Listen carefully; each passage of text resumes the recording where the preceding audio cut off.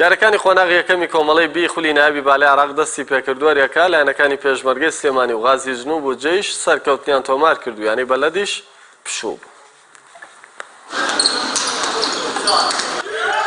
یاریەکانی خولی بالەی نایابییانەکانی عێراق کۆمەڵەی دووەم لە شاری سلێمانی و لە نێو هۆڵی پێشمەرگە دەستی پێکرد. لا دەستپێکی یاریەکانی قۆناغیەکەمدا ینی پێشمەرگەی سلێمانی میوانداری لایەنی بستامڵی شاری کەرکووک کرد.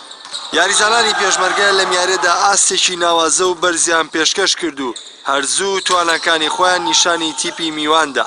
گەمیەکەمیان بە ئەنجامی 25 خاڵ بەرامبەر بە 14 خاڵ لە سیدی خۆیان تەواو کرد. ئەگەرچی لە جێمی دووەم سەلاح کانەبی بەشداری بە یاریزانە دەگەکان کرد، بەڵام لەم جێمەشتوانیان بە 25 خاڵ بەرامبەر بە 13 خاڵ سەرکەوتن تۆمار بکەن. لە جێمی سێم و کۆتاییشدا پێشمەرگە بە هەمان ئاستی بەرزەوە دەرکەوت و بە 25 خاڵ بەرامبەر بە 15 خاڵ سەرکەوتنی تۆمار کرد و یارەکەشی بە سێ جێمی بێ بەرامبەر بردە و یەکەم سێ خاڵیشی بۆ خۆی دەستەبەر کرد. نزیکەی سێ مانگێکە تیپمان کۆبۆتەوە و خەریکی مەشق و ڕاهێنانین، یعنی ئەتوان بڵێم یەکەم تیپ بووینە دەستمان کردووە بە مەشق و ڕاهێنان و خۆ ئامادەکردن بەهۆی ئەوەی کە تیپەکەمان تیپێکی لاوە بۆی ئامادەکاری زیاتر بکەین و ئینشاءڵڵا بە هیوای ئەوەی بتوانین بەو تیپە لاوەوە لە نەتیجەی ساڵانی پێشوو باشتر و باشتر بێنین نەکەمتر. تیپی بەرامبەرمان تیپێکی زۆر بەو شێوازە بەهێز نەبوون، بەڵام یاریێکی باش بوو بۆ ئێمە، سەرەتایەکی باش و سێ خاڵ یارەکەمان بە ئاسانی توانی بەدەست بێنین. ما ئامادەکاریەکانمان دەتوانین بە شێوەیەکی زۆر باشە، تقریباً زیاتر لە 3 مانگە ئێمە سەرقاڵی خۆ ئامادەکردنین بۆ دەستپێکی خولی بژاردەی عێراقی، بەڵام خۆشتان دەزانن گۆڕانکاریێکی زۆر بەسەریانی وەرشی پێشمەرگە داهاتووە.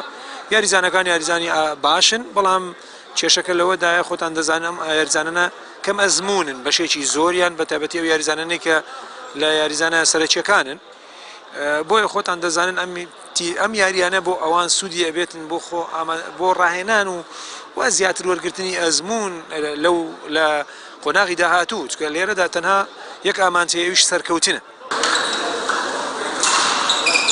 لا دووەم یاریشدا یانەی غازی جنوب ڕوبەڕووی یانەی حەبانیە بووە.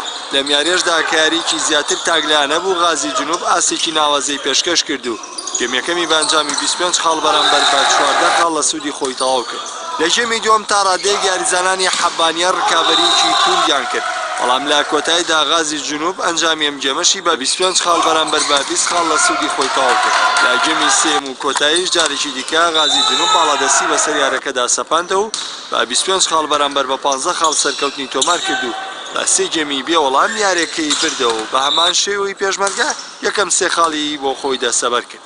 سێمیاری بڕیار بوو هەردوو دوکان و جەیش ڕوبەڕووی یەک ببنەوە، بەڵام دوکان لە یاری ئەمڕۆی پاشەکشەی کرد و جەیشیش بە سێ جێمی بێوەڵام بە براوە لە یارەکە دان.